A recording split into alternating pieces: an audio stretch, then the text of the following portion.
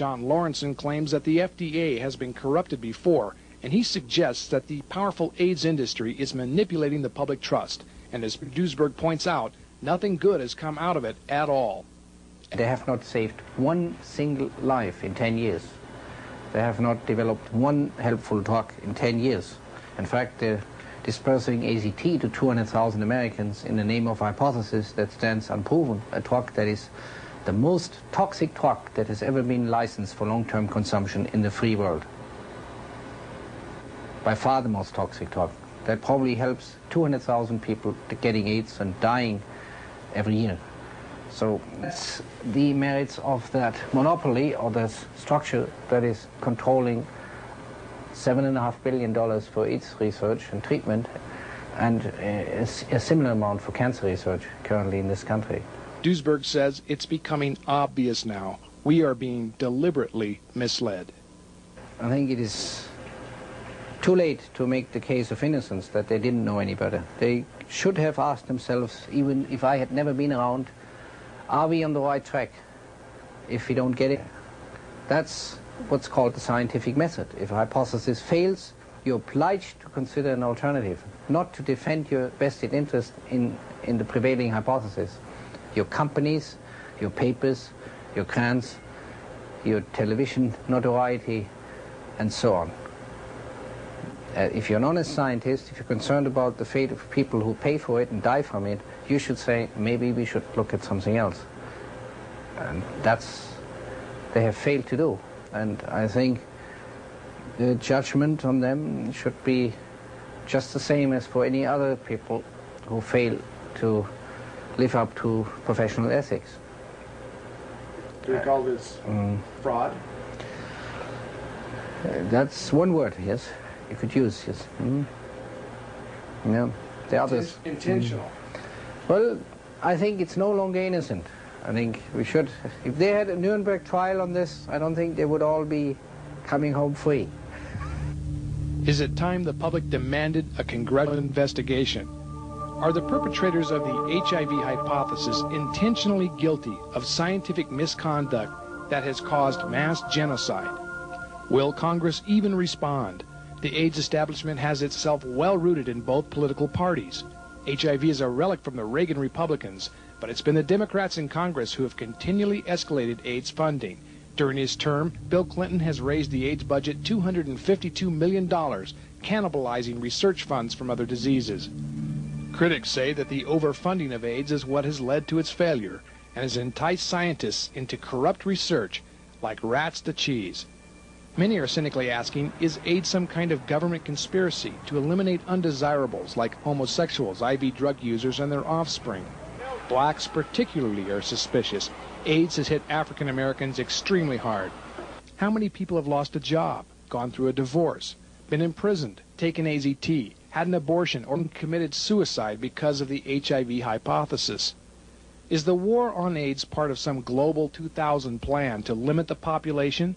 Or is it just the old love of money working through a government program? The AIDS affair is involving thousands of people who really don't know one another, but they all are acting in what appears to be a purposeful fashion. And the only explanation that I can offer is that the hidden hand is in operation again. That the hidden hand only works because money is involved. Money is exchanging hands at every level in the market. Is it money that's caused the U.S. Department of Health, Congress, and the media to fail to ensure the public trust?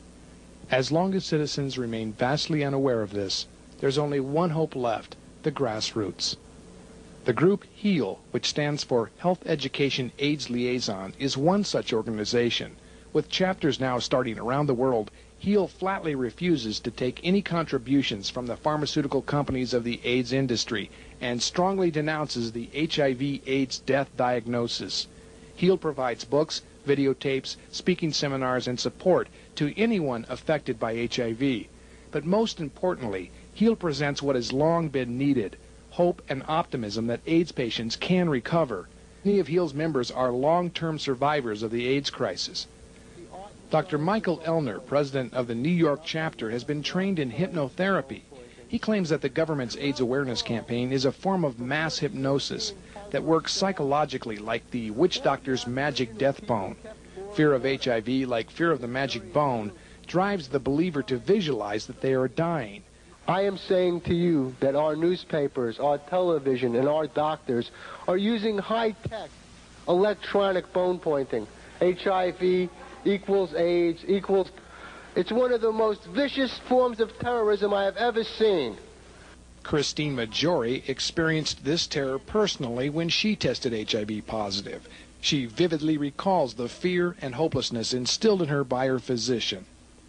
Don't waste your money, don't waste your time on vitamins. There's nothing you can do for your immune system. Just wait till you get sick, and then we'll give you AZT.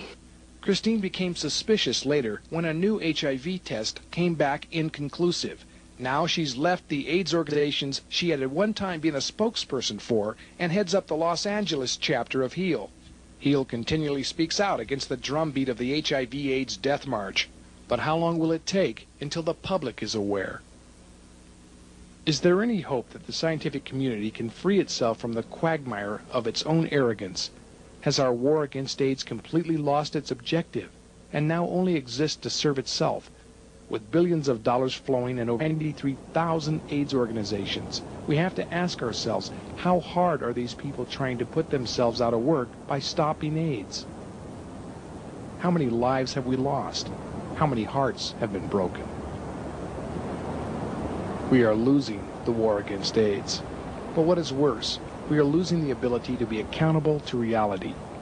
Have we put too much confidence in science, the government, and our own integrity? Or is the real problem that we've tried to evade the truth with high-tech excuses and politically correct programs that have only made matters worse? Why is our government spending $13 billion a year to fight a war against drugs, then completely disavowing that drug use itself is the cause of AIDS? Scientists have said that someday man may live to be 1,000 years old. But before that day can come, we have to find a way to stop deceiving ourselves, individually and collectively. If HIV has failed, how long will it take for us to face the facts? You know, this thing is going to be studied long after our time. This is so much greater than the Lysenko affair. I'm urging all of my colleagues to save all of their papers and make the historical record as complete as possible. What was the dynamics of the events that led to poisoning these people with AZT? Because this is a major historical event that is going to be studied for 100 years. How the United States gave AIDS to the world.